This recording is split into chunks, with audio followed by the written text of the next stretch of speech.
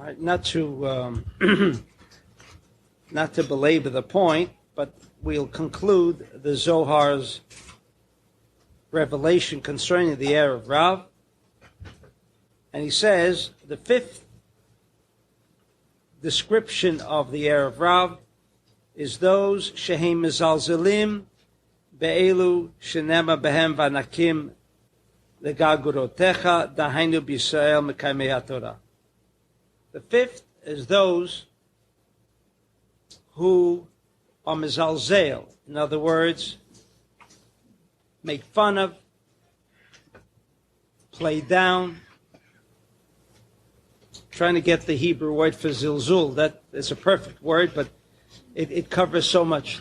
To cheapen and denigrate, look down upon. Those Jews who fit this category, who are they looking down upon? On the spiritual Jews of Israel.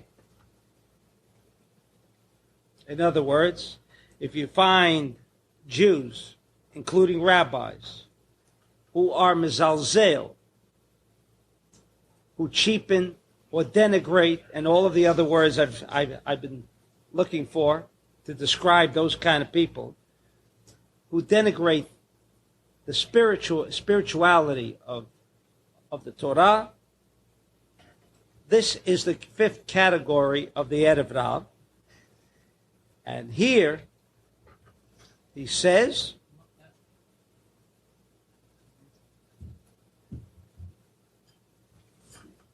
Elu hem shemachzirim et haolam letohu vavohu. These kind of Erev Rav Jews are the ones who return the world to its wasteland, its condition before fruition. What does that mean? V'soda davarhu charab bet hamikdash. They are the ones that were entirely responsible for the destruction of the temple. Now, up until I read the Zohar, I was always under the impression that as a Jew, I've got whom to blame. There was a nation referred to as the Romans. Along comes the Zohar and disappoints me. He says that the Romans were not responsible for the destruction of the Holy Temple, but the Jews themselves. And that, in fact, coincides and reconciles itself with the Talmud, as well as the Zohar, which says that the destruction of the temple was for no other reason, shelo naha kavod zeh im zeh, not because they did not observe the precepts, not because they did not keep the Shabbat, or they did not keep the Chagim, or they didn't keep the dietary laws. No. Sinat chinam, which means hating for no reason. Hating for no reason. Can you have a concept of hating for no reason? Yes. That is the fifth category of a Jew. And Nemar alav, and on this kind of Erev Rav Jew, says the Zohar, Va'aretz haita tovu vivo. It returned as to be a wasteland. In other words, whatever we experience today throughout the world in the form of terrorism, destruction, inhumanity, suffering, chaos, can all be attributed to that Erev Rav Jew. Ki bet hamikdash hu ikar haolam v'yishuv haolam. What was the temple? The temple was, what, as we have repeated on many occasions, that center of drawing and making the connection with positive energy that benefited not only the Jew, it wasn't there for the Jew alone, it was there for all of mankind.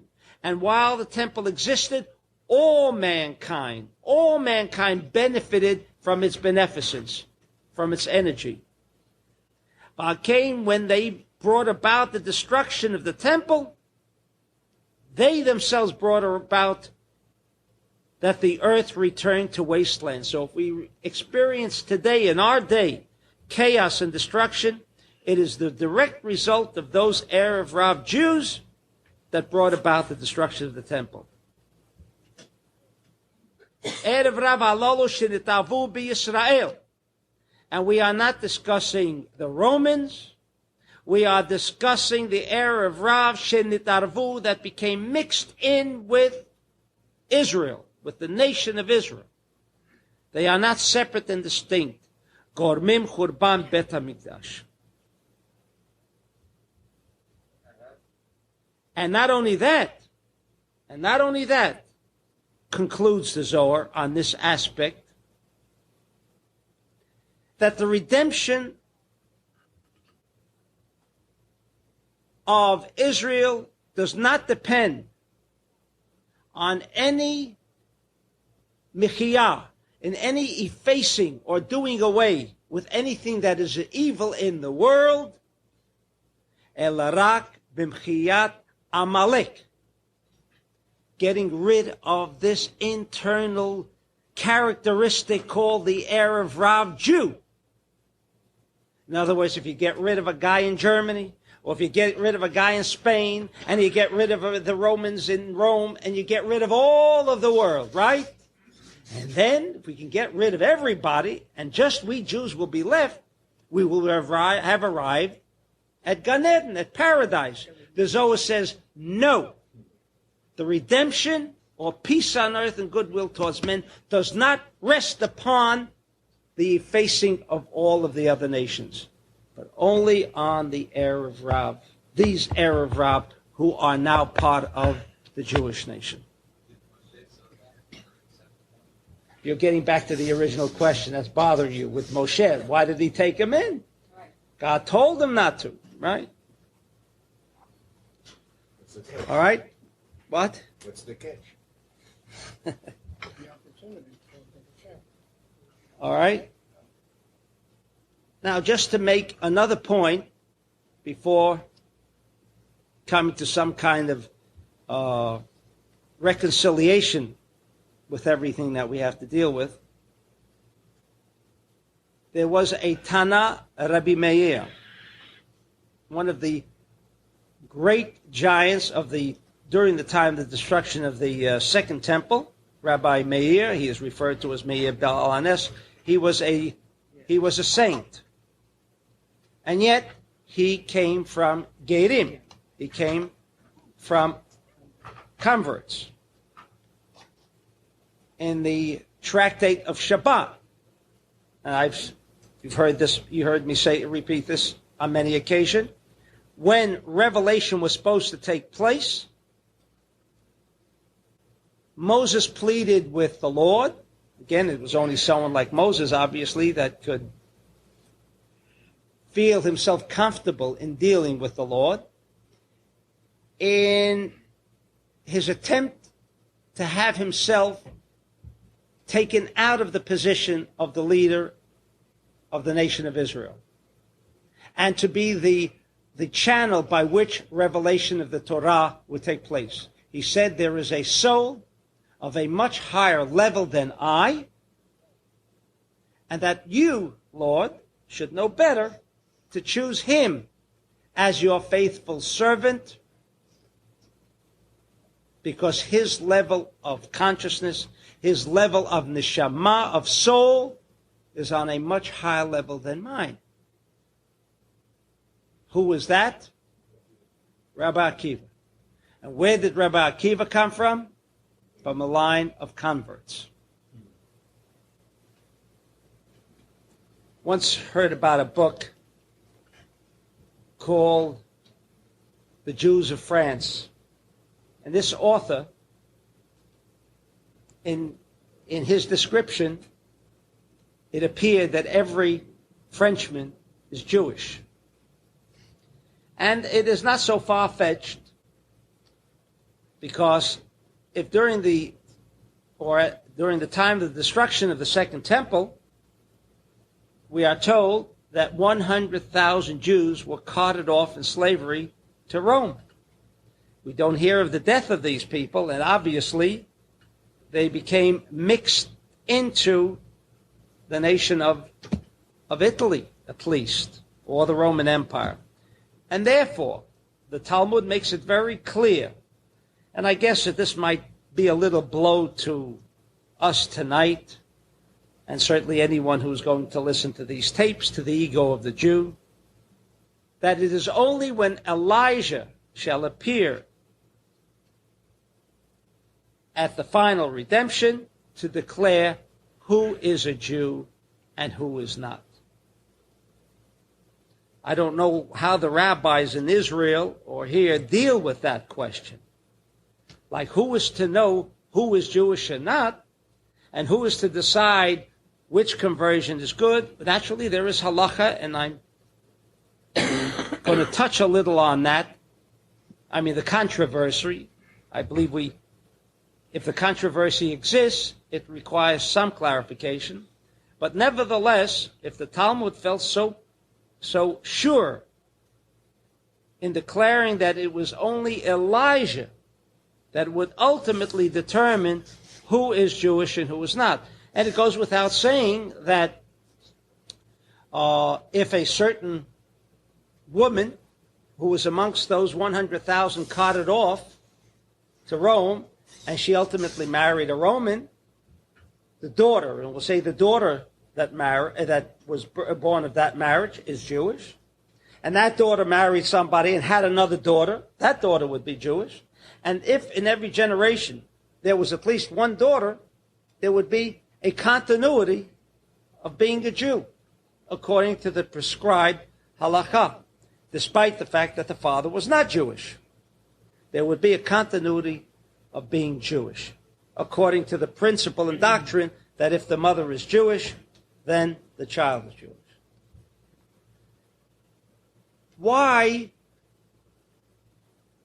this kind of channeling of souls, like Balak and Bilam,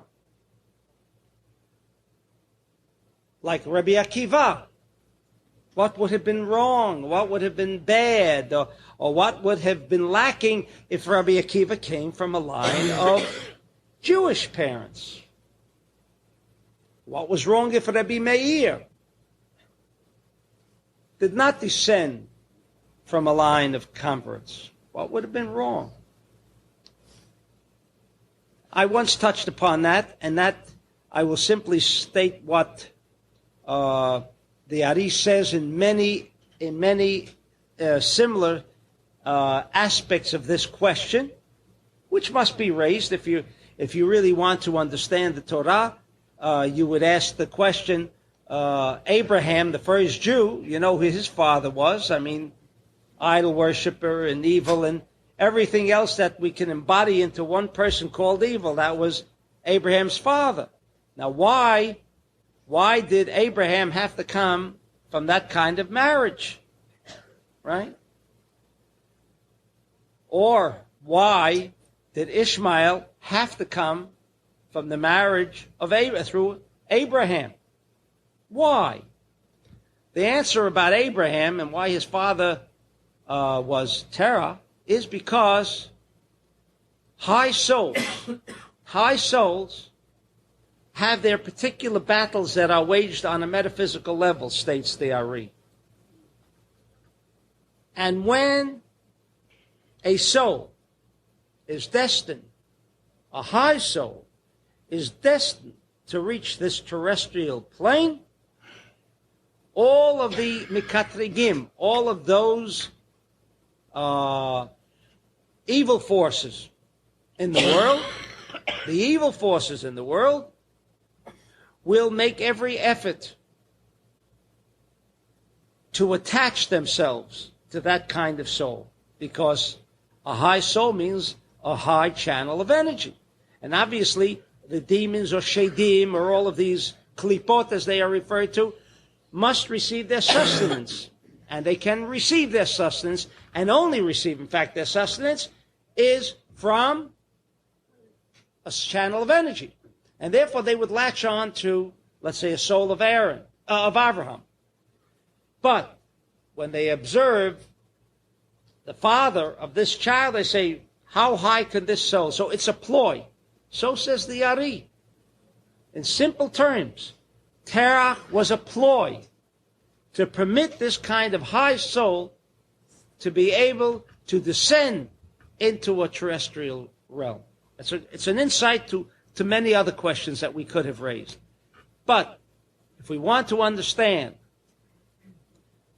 why some souls have to come through a particular direction, it is because if they came through the normal channels, Satan would be there, and all of the demons and all of the shadim would have, and it would be quite obvious that this is the area where they must concentrate all of their efforts in order to draw some of this positive energy away from these people, from these souls.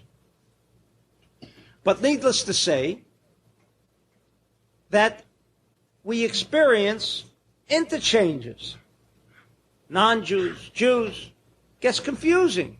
Like the Talmud says, maybe it's only up to Eliyahu. And so we're still not even going to touch that subject, because if you recall, we began off by raising the question not who is a Jew, and we're still going to avoid who is a Jew. But what is a Jew? Hopefully we shall achieve some kind of explanation. Getting back to Revelation. We said that the Jew in Exodus said, Na'aseh v'nishma. We shall do and we shall listen.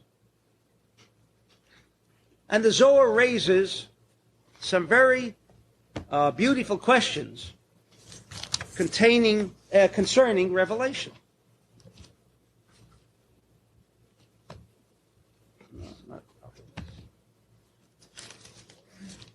The first question he raises, Borei, Katuv Hashem b'tzeitcha mesayir b'tzadcha mizdei yadom eretz rasha. This is a verse in Isaiah. I believe it's, in Shoftim, in Judges. I believe it's Judges. Yes. When B'shah she'ratzah HaKadosh Baruch Hu latet Torah Yisrael, when the Lord wished to give the Torah to the Jews, halach v'zmin et bnei Esav. He first went to other nations of the world. In other words, the obvious question that you should have raised when just reading the Torah is why wasn't revelation given to other nations of the world? Why, in fact, only to the Jew? Oh, you mean because we're called the chosen people? So what's the next question? Why are we called the chosen people? Certainly not from the description of the Bible itself. Can we even assume that this is a chosen people? If anything else, they are the opposite. But this is the question the Zohar raises. And if you're not sure about the description of what I have said until now about the Jew, and you think I've said, and there could be nothing worse that I could say about it. When I say I wish to correct myself, what the Zohar explains about the Jew, what Rabbi Isaac Lurie explains about the Jew, and what the Bible itself in its description of the Jew. But let us turn to another unassuming part of the Bible, because it is the Bible that is the cosmic code, and it is the Bible that is going to provide the code by which we can understand what is going around, or what has been going around since Adam Harishon, or the first man, Adam, came into existence. Very funny verse, very funny expression in Numbers, in chapter, I believe it's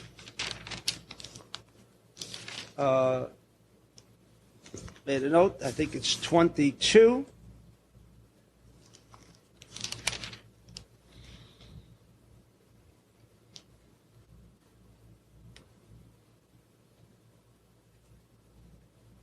No, I thought it was in 22.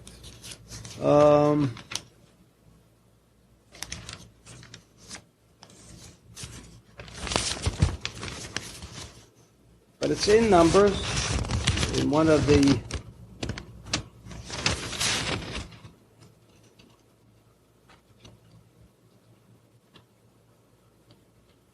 chapter 14.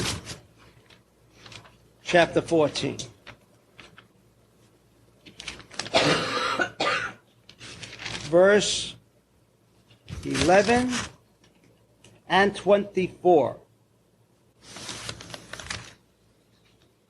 Verse 11 in chapter 14 of Numbers follows when the familiar Jew lifted up their voices and they wept. After we studied this in the previous session, when the spies came back from Israel, gave their terrible report, and they all began crying, Vayilonu. And again, they complained on Moses and Aaron, all of Israel, Vayomeru Aleihem. And the Jews said to Moses and Aaron, Kol Eidah. In fact, twice is it repeated by the word Kol Ha'edah. I mean, just say the Jews. I mean, Kol Eidah. Make sure that you understand, the verse says, that we mean all of Israel. Lu matnu be'eretz Mitzrayim o ba'midbar hazeh lu matnu. Would we have died in the land of Egypt, or would we have died in the wilderness? Is that the reason you brought us out, Moses?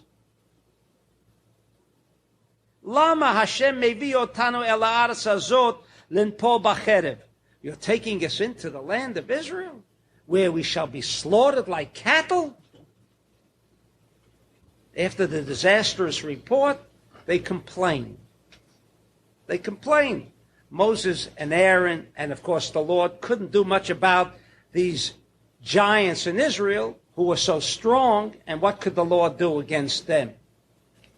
And they complained. And the complaint continues.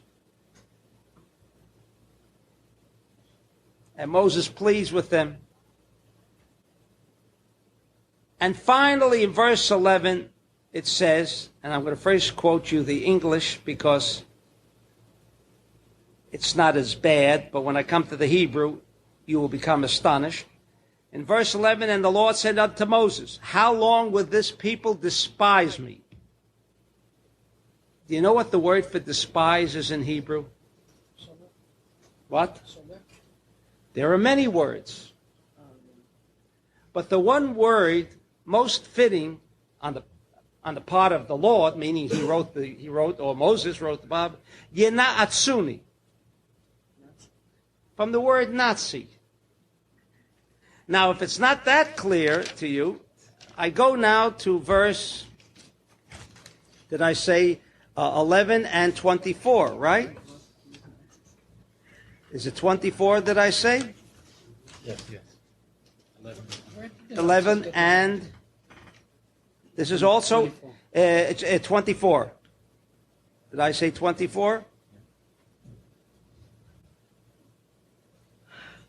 Yeah. 23. Im yiru et haaretz asher nishbati lavotam v'chol mena'atzai. And I don't know if you know how to spell Nazi in Hebrew, but it's Nun, Aleph, Sadik, Yud.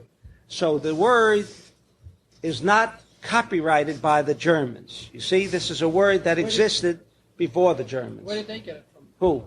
The Germans. Well, I think I know. They called themselves, or everybody Well, else it called was kind of a acronym, abbreviation of the national something. Right. But in Hebrew and in Jewish and in English, the Z was changed and it became Nazi. V'chol mena'atzai, all those who create problems and despise me. That means anyone despising the Lord. Lo yiruha.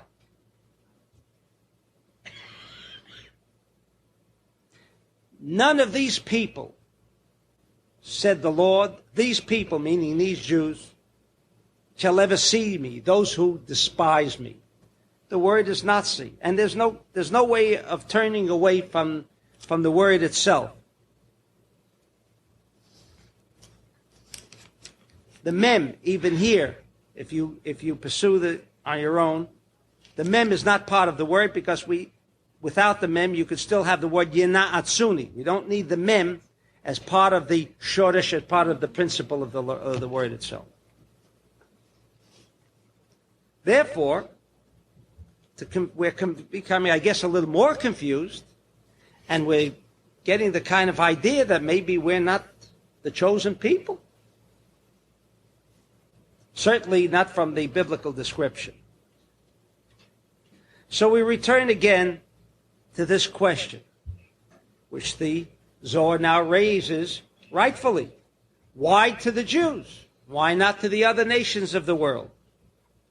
And he answers curtly, V'halach v'izmin et b'nei Esav. He did go to the other nations of the world. And I am reading now again from Parshat Balak, page 54. V'lo kibluha. They didn't accept it. He went to all of the other nations. And then, without going into the study of this part, which again would take us a long while to cover each individual section, but he did go to all nations of the world. And it says he came to Edom. He says, well, what does it say? He was agreeable. Well, he says, what does it say? Well, it says, Lo tirtzach, thou shalt not kill. And we also know that by the principle of the Ari's restriction, that they were told too, that listen, when you kill, you have a certain pleasure, but it's momentary. It disappears a few moments later, a week later. But evil generally doesn't linger on. The taste of evil doesn't linger on. And here, the pleasure of killing, the pleasure of evil, said the Lord to Moses, can be yours if you don't kill. In fact, you might even get more, maybe even double, of the pleasure of when you do kill. By restricting, you'll get double. What was the answer? Listen, this is too deep for me. Too complicated. I like the way things are right now. And so, he says, I think you better go to Israel. We'll find out why they thought. And the Zohar also said, go to Israel. That's the place that he went to Ishmael. And they asked him, what does it say? It says, well, too much sex. You love sex. A lot of women, right? Getting married and all that. He says, tells him the same spiel, this is what you'll get. He says, too complicated. I know it means more. But you know what? Go to Israel. Would they really mean the welfare and the well-being of Israel? Zohar says, no. No. They figured this is the way they get him. This is the way they get him. And he finally came to the nation of Israel. And the minute what happened, they heard double. What did the Jews say? Well, of course, I'll take it. They were Persians. What? Yes. He's telling you. It doesn't say double, but he says more. Look at all the rewards, the extra rewards out of not killing, out of not too much sex, out of all of the precepts that say do not. You will get more. Gimme. How could you refuse something like that? But I don't think that's only a Persian trait. No, I don't. Any Jew. I would say. Any Jew. Huh? What? Right. But the joke goes on. This is not part of the Zohar. It says, in fact, that's why there's 2 tablets instead of 1. Right? He told them, we'll give you double. That's why there are 2 tablets instead of 1. There could have been 1 tablet. Everything could have been written on 1 tablet, but he figured the Jews wanted a double portion, so he wrote them on 2 tablets. More enticing. Right? And I don't want to repeat what else the Zohar says, but on your own, go out to read it. But in any event, they gave presents to the Lord, to entice him to go to the Jew. Make sure he doesn't change his mind.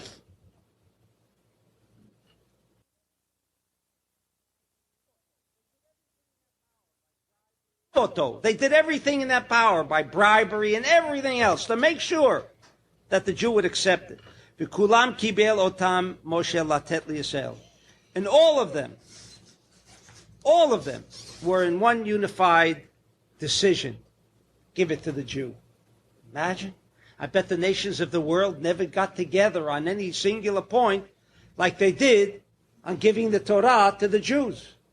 Now, obviously, this is not what we have learned, whether it's a yeshiva, whether it's in a Sunday school, or whether it's a Talmud Torah. This kind of description of revelation on Mount Sinai, I think, is foreign to most of us, right? But that's what it says. And he came to the Jew. And now we understand, in a joke, because this is not the explanation of the Zohar, but that's why they said Nasa v'nishma. Meanwhile, give us. We'll do whatever you tell us. Then tell us what you got to do. But meanwhile, we accept, right? Naseh. So in a joke, we can understand how come we ask the question, Jews are so obedient. Before they hear what's written, they're going to observe. Yeah, but the minute they got this kind of enticement, you'll get all this. They didn't even want to hear what it says. Immediately they said, okay. It still doesn't give us a full description of what the Jew is really about. It's telling us a lot of negativity about the Jew, but what does that all mean?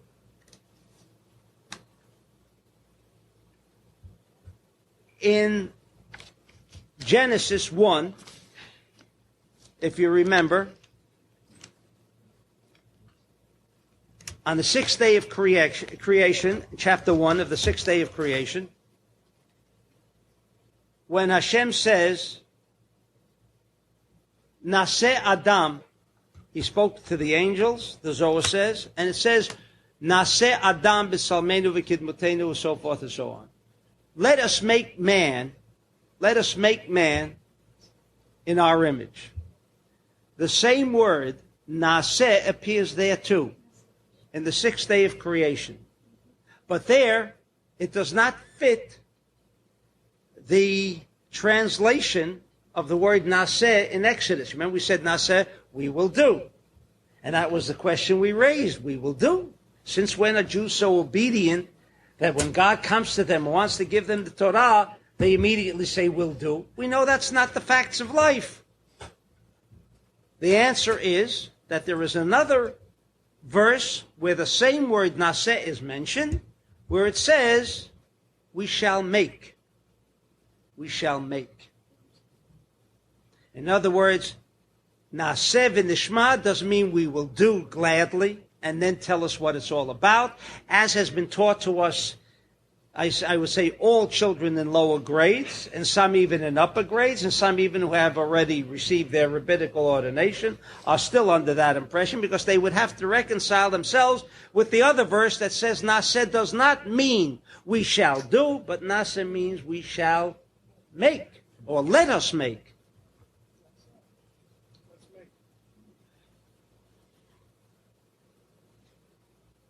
And the answer given by the Zohar in its explanation of Naseh by the Jew, when he goes on to this whole portion, which incidentally the Zohar found proper to include in which Parsha of the week, should have been a Revelation. Where should he have been discussing giving the Torah to all nations of the world? And they said all go, and they all refused. And then he went to the Jew and he explains why the Jew accepted and so on. Where should it have been mentioned? At the time of Revelation. In Exodus, where all of this takes place. Why did the Zohar have to wait until Parshat Balak to reveal for us, through the coded meaning of the weekly portion of Balak, this kind of revelation? Should have done it before. The answer is, it has to do with Balak and Bilam, Amalek. Amalek. When the Jew became a Jew, they were transformed into another kind of people. How do we know that? Because the Torah calls them Anshe Segula.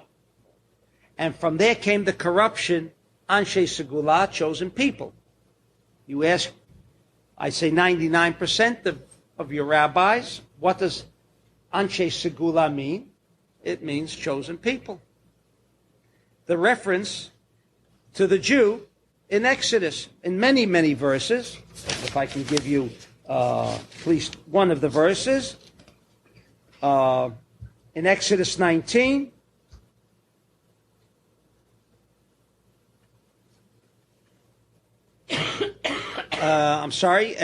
Exodus, yes, verse 5, and also in Deuteronomy, chapter 4, verse 6. Now we know in Hebrew, the chosen people mean Am HaNifchad. If you want to say Anshe or chosen in Hebrew, you would not use the word Segula, because Segula really means, if you want to translate it, as an otza, as a treasure. Another corruption. How does Segula come to being a treasure?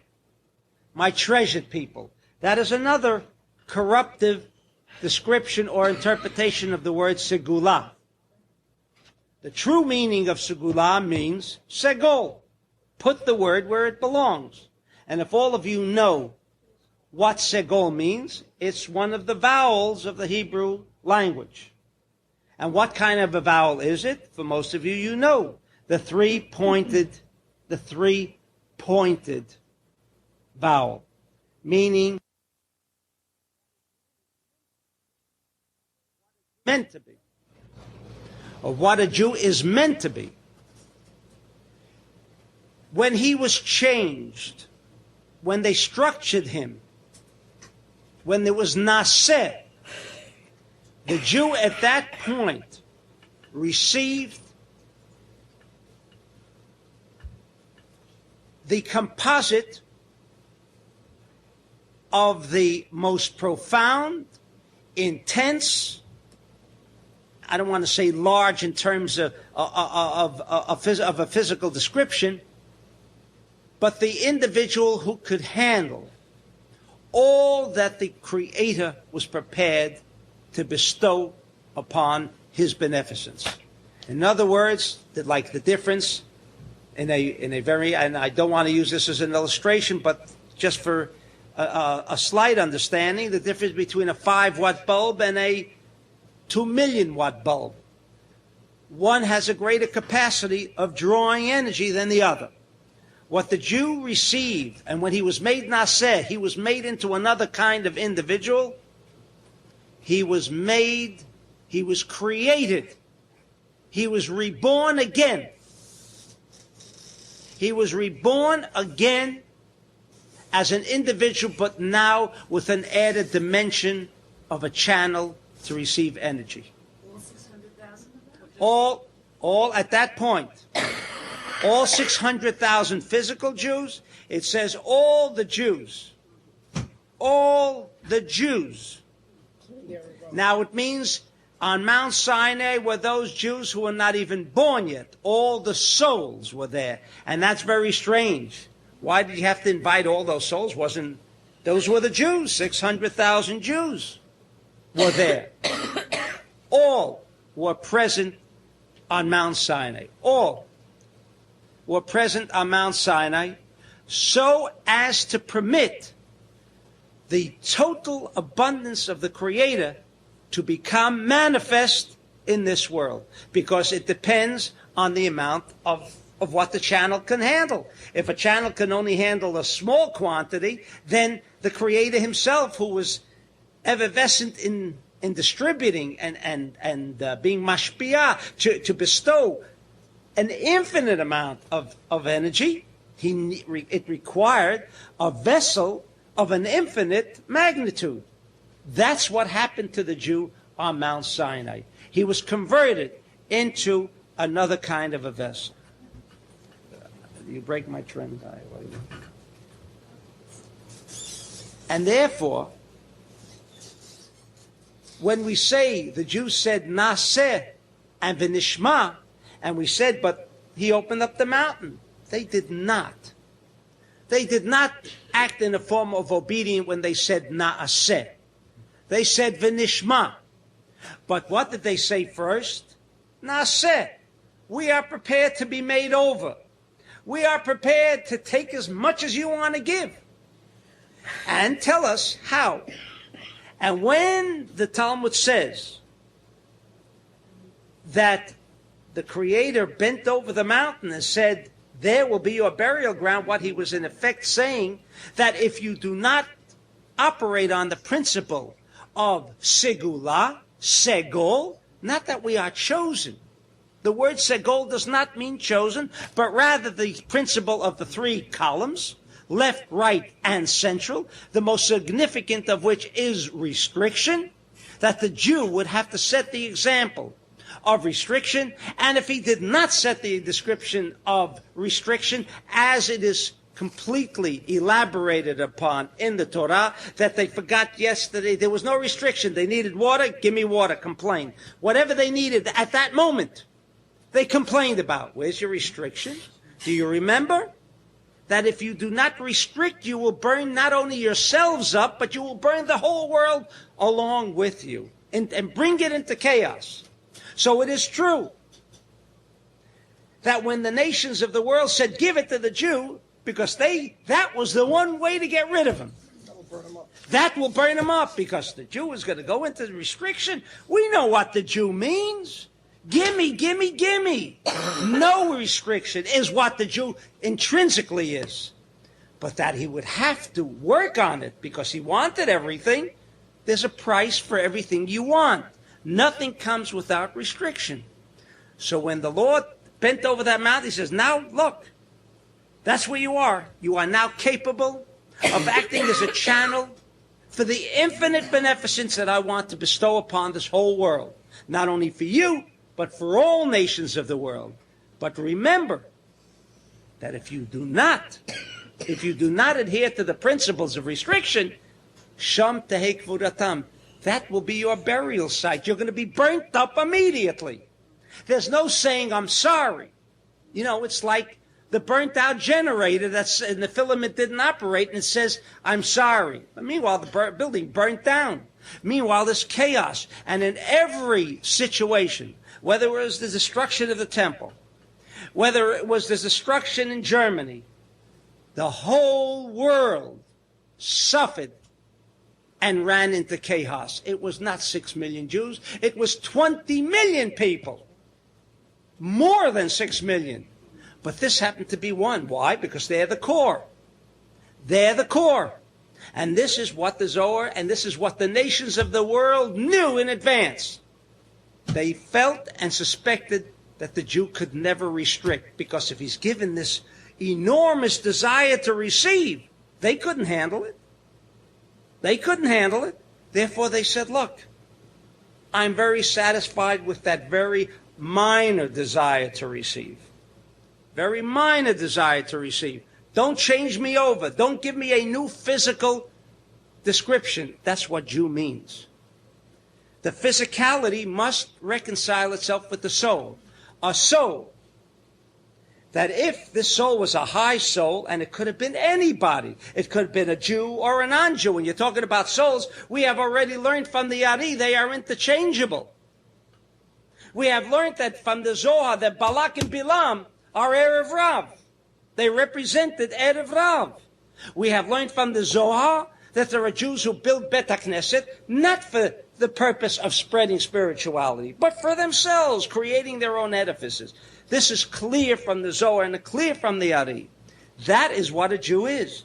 And if he does not conform to that principle, the Talmud says immediately, Sham tehei kvudatam, it was not a threat to the Jew. You better take it. Or it was only an illustration. It was only a parable, a narration that, look, this is what's going to happen. Now that you said Naseh, you prepared yourself to be that kind of channel. There's a price for that. And if not, you're going to be buried with it. That very same principle of revelation required a new transformation, a new rebirth of that nation, but along with it came the principle of filament. The same thing that must operate in a generator. Because if a generator blows, and the only reason it blows is because the central column, the restriction of that generator is faulty and creates chaos in an entire building or an entire city, so was it with the Jew. Therefore, Sham Tehei Kvudatam is not interpreted any longer as a threat and therefore accept the Torah. They did that immediately. Soon as they heard what it was all about, of course they accepted it. Who doesn't want infinite beneficence? A Jew doesn't want it all. They wanted it all. So they said immediately yes. The non-Jew, he might have been smarter. He says, look, make me a little less, meaning less desire to receive, so I'll get less. But at least when I burn, I don't burn out completely. The Holocaust will not center around me. What's that? It burned another 14 million. Only because when the generator blows out and the core, you know what happens with a reactor in Chernobyl? Sure, it's going to affect everybody. And so maybe this conspiracy is not so wrong on another level. This conspiracy, but they're speaking not in terms of intelligence, not in terms of knowledge, but in terms of maybe an inner hatred for whatever it is, which is also a natural. Anti-Semitism is an unnatural development in history. The hating Jews, for there's such an insignificant number of people that exist in the world. Hate others who are greater in numbers. Rav Segal is also purple. There's got to be a connection. There is. I don't want that, but there is. Okay? Therefore, we can begin to understand what we mean when we say that souls were present on Mount Sinai. Souls were transferred. And the dispute between Moses and the Lord was, he realized the error of Rav meant what? The error of Rav meant those who had a greater degree, who were souls, who were Jewish souls, but had fallen into what we call the klippah, the desire to receive for oneself alone. Moses knew ultimately that these souls would have to make their tikkun. Because without the tikkun of the error of Rav, without the tikkun of the Jew, and we find more of it today, more hatred amongst Jews, or I should say maybe not more, but at least that which existed at the time of the destruction of the temple, where Jew hated the other, where there even Josephus declares, it may not be true, that two Jews were arguing with each other, and one says, there comes the Roman that wants to take our head off with his sword. He says, no, I'm going to get my last point in. And he took the head off of both of them while they continued to argue between themselves. This was a story that he tells in his writings. In any event, the reason why souls, we understand now, had to come down that way, because in addition to being Jewish, there would be that kind of error of Rav involved if this was a high soul coming down, and therefore his father had to be terach. That's understandable. The same reason Moses felt, maybe there was no dispute here on the essence of the principle. All Erev Rav Jews have sparks in them. That's why Bilam has to be incarnated into ultimately a Jew, because the tikkun must come about. It may be painful, but it must come about. Moses wanted to speed up the process. And he was telling him, I don't think the process can be speeded up. It's got to take its tone. But Moses, so there was not really an argument, but Moses was probably right, because look how close we are to the end.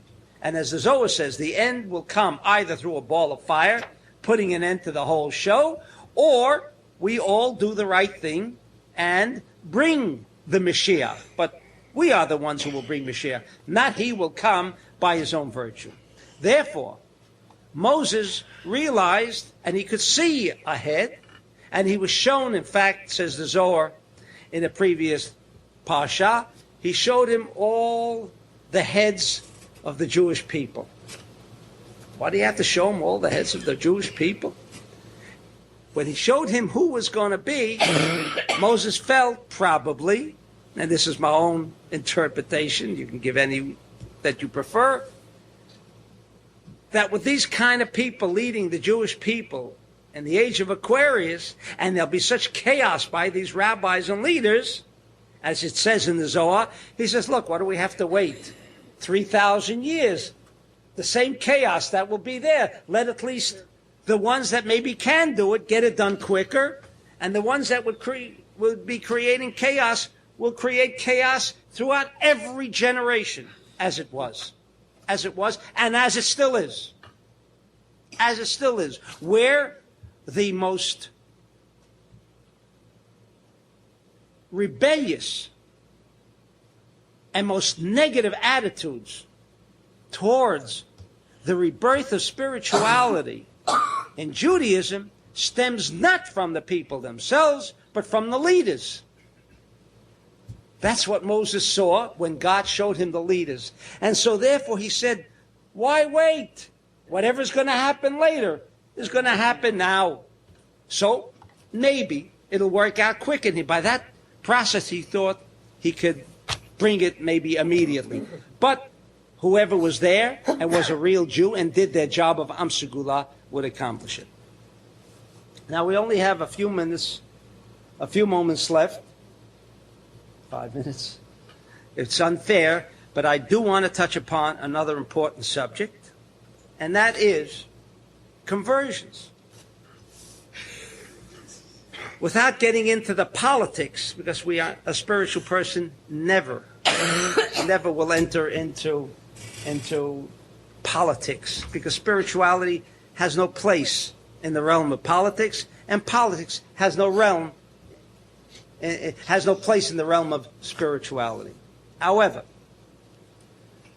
the Zohar makes this statement, and it's not a statement that many would like to declare, but I've declared so many things tonight, so I'll throw out another little time bomb. The Zohar says, in one place, that in the age of Aquarius, Gedim will be kisapachat. They will be like a plague unto the nation of Israel. What does that mean? Plague. What he says. Yet, the Zohar does not deviate from our previous discussion.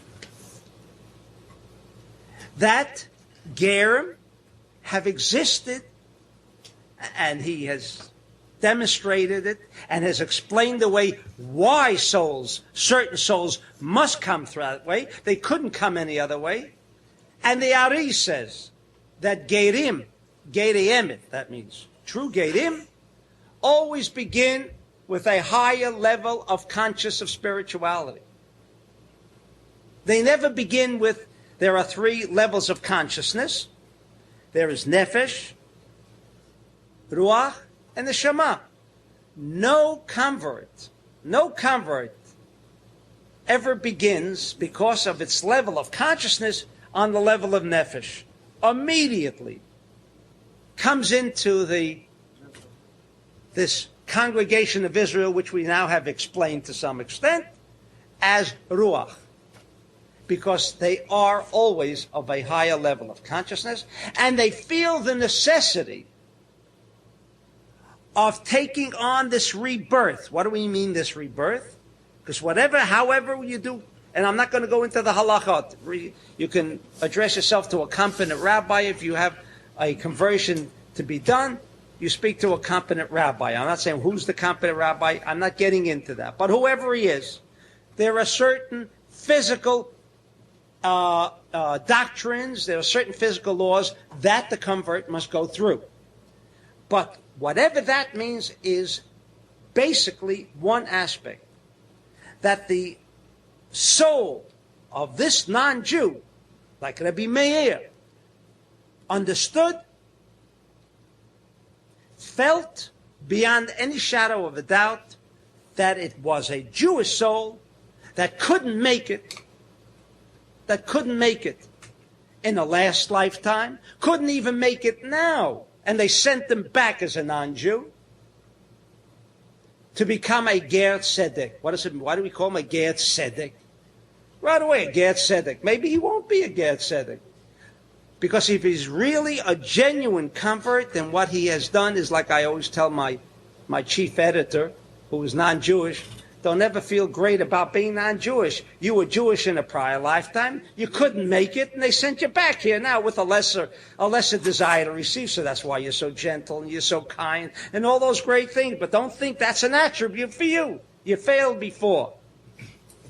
So when a convert feels that he wants or she wants to become a convert, this is an inner expression. This is not, well, I'll become Jewish, as someone once expressed to me. The family insisted upon it. That's not what we're talking about. If there's got to be a genuineness that comes from an internal aspect. And it should be understood, because Rabbi Shimon and Moshe Rabbeinu speeded up the process. Get all these non-Jews. There's a rabbi in Mexico. I don't want to discuss where in Mexico, because people would know who I'm referring to, maybe people know who I'm referring to. Speeds up the process. He feels this is his calling, and he speeds up the process. Anybody who comes to him and says, I feel internally, spiritually, I must become Jewish, that we should understand is what the Zohar is referring to, and the Talmud refers to as Ger Tzedek. When the Zohar says kisapachat, we can have the other side of the coin, that we have met a convert who is so religious, he is so religious that everyone else is pasul.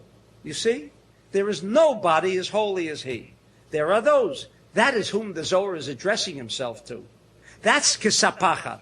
That kind of Jew, we got enough enemies, we can do without him, right?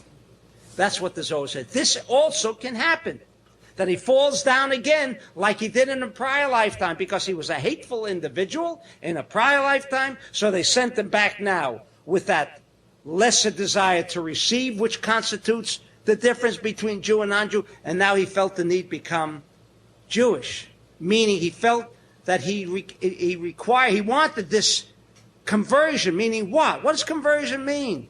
You accept one religion to it? No, rebirth. There's a spiritual and physical rebirth of the individual. And I hope with this understanding, things will become even a little clearer as to who is a Jew. Okay.